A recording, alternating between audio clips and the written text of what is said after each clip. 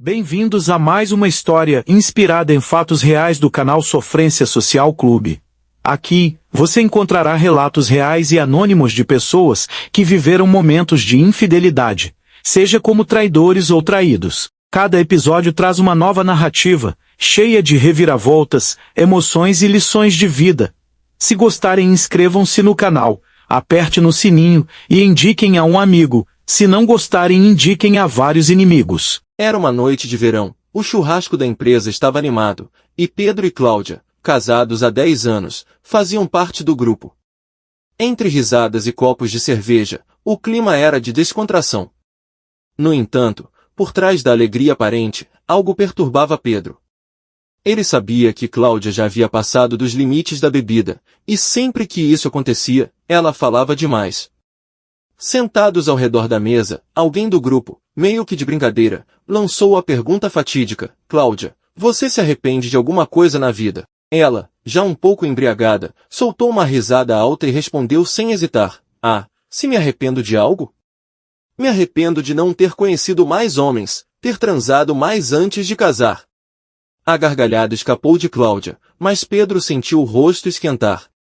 O comentário o atingiu como um golpe baixo, algo que ele nunca imaginou ouvir de sua esposa.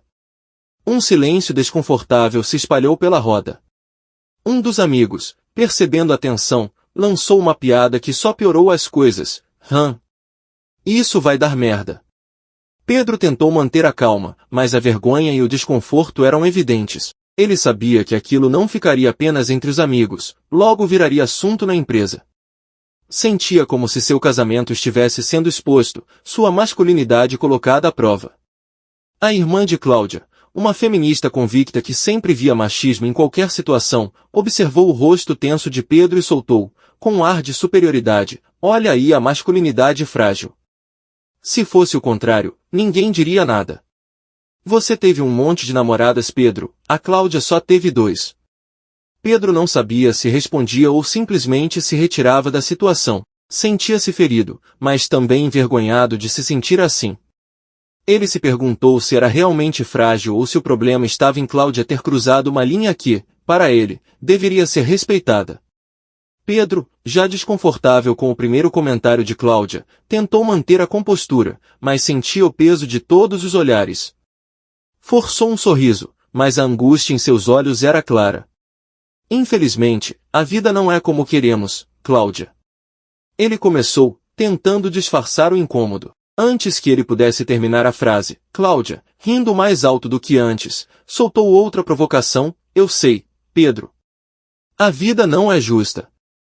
Eu, por exemplo, não reclamaria se você tivesse um brinquedo 5 centímetros maior e durasse 10 minutos a mais. O riso de Cláudia ecoou pela roda, logo acompanhado pelos amigos ao redor. O som das gargalhadas parecia aumentar o constrangimento de Pedro a cada segundo. Ele sentiu o chão sumir sob seus pés. O sangue subiu à sua cabeça, mas ele se manteve calado, engolindo a humilhação. Sua mente estava uma confusão de emoções: vergonha, raiva, tristeza. Ele se perguntava como Cláudia, sua esposa, podia expor algo tão íntimo de forma tão insensível. Tentava não reagir, mas era difícil manter a calma com o riso se espalhando ao seu redor. A irmã de Cláudia, sempre pronta para alfinetar Pedro, não perdeu a chance de zombar: olha, o Pedro é igual ao coelhinho da propaganda de pilha, né? 3 minutos e perde a força. Isso foi o suficiente para que todos ao redor caíssem na gargalhada novamente. Era uma humilhação pública. Pedro tentava disfarçar o embaraço, mas cada risada era uma facada na sua dignidade. Um a um, começaram a chamá-lo de coelhinho, e ele, sem mais palavras, apenas olhava para o chão, tentando controlar a explosão de emoções. O ar ficou pesado, e Pedro sentia como se estivesse sozinho, mesmo cercado de pessoas. Ninguém parecia perceber o impacto que aquilo estava tendo nele. Ou talvez percebiam, mas não se importavam. Ele olhou para Cláudia, esperando encontrar um olhar de arrependimento ou compreensão, mas ela estava ocupada demais rindo da própria piada. Pedro respirou fundo e, com a voz baixa, murmurou: chega. Todos pararam de rir por um segundo, surpresos com a palavra que parecia carregar todo o peso da dor que ele sentia. Pedro se levantou lentamente, os olhares se voltando para ele. Fico feliz de ter proporcionado tanta diversão a todos, mas para mim já deu. Boa noite. Sua voz estava firme, mas havia um tremor por trás dela, um sinal claro de que ele estava no limite. Sem dizer mais nada, ele se afastou da mesa, deixando o silêncio desconfortável atrás de si. O riso havia cessado, mas o dano já estava feito. Cláudia, ainda meio embriagada, tentou disfarçar o desconforto, mas a leve sombra de arrependimento começava a se formar em seu rosto. Ela sabia que havia cruzado uma linha, mas, por orgulho ou pelo efeito do álcool, ainda não conseguia admitir. Continuou dizendo que Pedro era infantil por ficar bravo, que era uma brincadeira e que ele não poderia ser tão sensível assim, que ele precisava agir como homem de verdade. Pedro não respondeu para não causar um drama na festa e piorar ainda mais as coisas. No entanto, estava decidido a não permitir que aquela situação ficasse sem resposta. Ele sabia que seu casamento, e talvez até sua própria dignidade, dependiam de como ele lidaria com isso a partir dali. A semana seguinte ao churrasco foi insuportável para Pedro. Cada vez que olhava para Cláudia, lembrava-se das risadas, dos olhares zombeteiros, e das piadas que haviam exposto suas inseguranças de forma cruel. A ferida aberta não era só pela humilhação em público, mas pelo fato de ter vindo da pessoa que ele mais amava e confiava e com quem ele acreditava que passaria o resto da vida junto. Ele passou a evitar a esposa. Dormia no quarto de hóspedes, ignorava as tentativas dela de conversa e suas desculpas. Mesmo quando ela tentava falar, a voz de Cláudia soava distante, quase como um eco na mente de Pedro, que já estava mergulhado em seus próprios pensamentos e mágoas. Cláudia, por outro lado, começou a ficar impaciente e irritada. Para ela, tudo não passava de uma simples brincadeira, validada pelas conversas constantes com sua irmã, que dizia que Pedro era controlador, que ele queria controlar até seus pensamentos e desejos como um bom macho tóxico. Cláudia acreditava que Pedro estava exagerando, agindo como uma criança birrenta. Sua irmã, sempre crítica em relação aos homens, reforçava que Pedro estava demonstrando masculinidade frágil, alimentando em Cláudia um crescente ressentimento. No sábado, cansada da distância e do silêncio, Cláudia decidiu resolver o problema de uma vez por todas. Ela chamou Pedro para conversar, determinada a acabar com o que ela via como uma birra. Pedro, já chega disso. Eu já te disse que foi só uma brincadeira. Deixe de ser criança, ela disse, cruzando os braços e olhando para ele com uma mistura de impaciência e frustração. Pedro, que havia passado a semana inteira remoendo o ocorrido, sentiu algo dentro dele finalmente quebrar. Ele olhou nos olhos de Cláudia, com uma calma dolorosa, respondeu, sabe, Cláudia, você anda demais com sua irmã. Vocês mulheres não têm noção de como é importante para nós homens o respeito. E o que você fez comigo naquele churrasco foi extremamente desrespeitoso. Cláudia, surpresa com o tom firme de Pedro, tentou retrucar, mas ele continuou, eu te amo. Nunca duvidei disso, e sei que vou sempre te amar. E sei que você também me ama, como marido, amigo, provedor, etc. Mas não me respeita como homem. Como você bem sabe, sempre acreditei que a base para qualquer relacionamento são o respeito e a confiança. E eu, infelizmente, não tenho mais nenhum dos dois por você agora. As palavras atingiram Cláudia como um golpe inesperado. Ela abriu a boca para falar, mas Pedro, sem dar espaço para outra interrupção, completou, talvez seja hora de darmos um tempo, para vermos se realmente queremos ficar juntos. Porque, do jeito que as coisas estão, eu não consigo mais. Não consigo te olhar sem lembrar do que você fez, do que você disse, do desrespeito e falta de consideração com alguém com quem você divide a vida há 10 anos. Cláudia estava atônita. O que começara como uma tentativa de resolver as coisas rapidamente, como se fosse um desentendimento trivial, agora tomava proporções muito maiores do que ela imaginava. Ela balançou a cabeça, ainda tentando processar o que estava acontecendo. Você está exagerando, Pedro. Foi só uma brincadeira, não precisa levar tudo tão a sério, pelo amor de Deus, ela insistiu, tentando manter o controle da situação. Mas Pedro estava decidido. Ele havia passado a semana inteira refletindo sobre o que sentia, sobre o que queria. E o fato dela não conseguir entender a gravidade da falta de respeito só o irritava ainda mais. Naquele momento, não havia mais espaço para compromissos. Não, Cláudia. Não estou exagerando. Talvez você não entenda agora, mas o respeito foi quebrado. E eu preciso de um tempo para descobrir se consigo superar isso.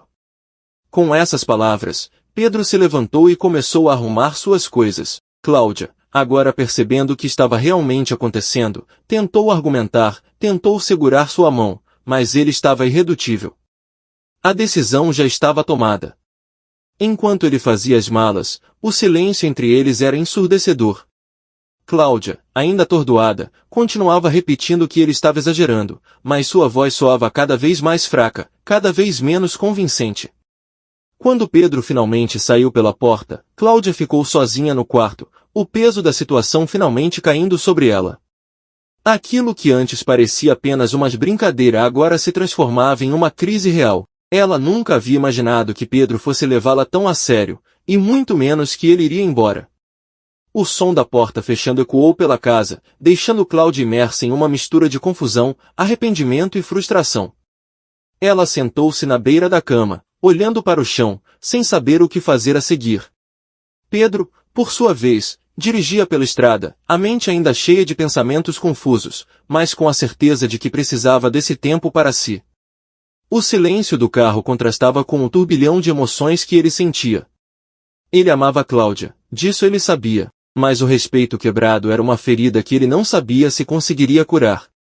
Quase um ano havia passado desde que Pedro saiu de casa. Desde então, Cláudia tentou seguir em frente, influenciada pela ideia de que o tempo livre era uma oportunidade para viver o que sentia que havia perdido. As noites de balada, os encontros com outros homens, tudo parecia ser a vida que ela achava que merecia. No entanto, a superficialidade desses relacionamentos começou a corroer sua satisfação. Cada encontro era vazio, cada conversa sem profundidade. Os homens que conhecia pareciam interessados apenas em uma coisa, sexo. Com o passar do tempo, Cláudia percebeu que sentia falta de algo muito maior do companheirismo, das conversas longas, de ficar abraçada vendo filme, dividir a comida, acordar no final de semana e saber que Pedro estaria fazendo o café da manhã. Dos sorrisos genuínos que só Pedro sabia provocar, ela sentia falta da vida que havia construído como único homem. Agora ela compreendia que ela realmente amou. A saudade foi crescendo, e com ela, o arrependimento. Ela desejava poder voltar no tempo e consertar o que havia quebrado. Mas ela ficou tão absorta em nova vida que não percebeu que Pedro tinha desaparecido completamente de sua vida. Ele havia bloqueado qualquer contato possível, telefone, redes sociais, tudo. Era como se ele tivesse evaporado. Cláudia passou meses vivendo com essa saudade, até que, em um churrasco com os mesmos amigos da empresa, não conseguiu mais conter a curiosidade. Entre uma conversa e outra, no meio das risadas e assuntos triviais, ela perguntou: "Alguém tem notícias do Pedro?" O que se seguiu foi um silêncio desconfortável. Os olhares dos amigos desviaram, e a conversa animada foi interrompida bruscamente. Cláudia e sua irmã, que estava ao lado, ficaram sem entender. Cláudia sentiu um frio subir pela espinha. Algo estava errado. Foi então que Antônio, um dos amigos mais próximos de Pedro e que trabalhava com ele, tomou a palavra. Havia uma sombra de hesitação em sua voz, mas ele sabia que Cláudia tinha o direito de saber. "Você não soube?" perguntou Antônio, com um olhar pesado. Cláudia, confusa e aflita, respondeu: "Soube o quê?" Antônio respirou fundo antes de falar, sua voz carregada de tristeza e peso. "A vida do Pedro virou um inferno desde aquele churrasco, Cláudia." O apelido de Coelhinho se espalhou pelo chão de fábrica. Alguém deve ter contado para os outros, e, como Pedro era supervisor, os peões começaram a pegar pesado com as piadas e insultos. Mas, por incrível que pareça, ele não ligava no início. Ou, pelo menos, fingia que não. Cláudia sentiu um nó se formar no estômago. Ela ouvia atentamente, sentindo uma tempestade de emoções se aproximando. Antônio continuou: "Mas aí teve um dia." Pedro chamou a atenção de um peão que estava sem luvas perto de uma máquina perigosa. O cara poderia ter perdido os dedos, ou até pior, mas, Em vez de agradecer, o peão olhou para ele e disse, com deboche, ok, coelhinho. Cláudia estava atônita, o sangue fugindo de seu rosto. As palavras a atingiam com uma força esmagadora. Pedro perguntou o que ele havia dito, e o cara, sem nenhum pingo de respeito, repetiu, isso mesmo que você ouviu, coelhinho. Por que você não traz aquela vadia da sua esposa aqui? Eu dou para ela as 2 horas com meu brinquedo de 20 centímetros que ela tanto sonha. Cláudia prendeu a respiração. A irmã dela, ao lado, estava em choque, incapaz de dizer uma palavra com os olhos arregalados. O cara era grande, musculoso, com quase 2 metros de altura. Mas, mesmo assim, foram necessários 5 peões para tirar o Pedro de cima dele. Pedro perdeu o controle completamente quando ele te chamou de vadia. Ele estava prestes a matar o cara. Cláudia começou a tremer. O peso das consequências do que começou como uma brincadeira agora caía sobre seus ombros de uma forma que ela nunca havia imaginado. Depois disso, Antônio prosseguiu, Pedro foi mandado embora por justa causa. Foi um desastre. Ele não tinha mais como ficar na cidade, então se mudou para o outro lado do país. Eu acho que ele só queria desaparecer. O silêncio que se seguiu foi ensurdecedor. Cláudia sentiu como se o chão estivesse se abrindo sob seus pés. O arrependimento que já existia dentro dela agora se transformava em algo mais profundo, quase insuportável. Ela havia subestimado o impacto de suas palavras, das piadas, do desrespeito. E, pior ainda, havia deixado que sua irmã e suas influências a cegassem para o que realmente importava. O homem que ela amava, que sempre a respeitou e cuidou dela, estava destruído. Sua irmã, sempre pronta para reforçar a ideia de que Pedro tinha uma masculinidade frágil, agora permanecia em silêncio, incapaz de encontrar qualquer justificativa para o que havia acontecido. Cláudia, de olhos marejados, olhou para Antônio com uma única pergunta na mente. E agora? Onde ele está? Antônio balançou a cabeça lentamente. Ninguém sabe ao certo, Cláudia. Ele não falou para onde foi. Apenas se foi. As palavras apenas se foi ecoaram na mente de Cláudia. Ela sentiu o peso insuportável de sua perda.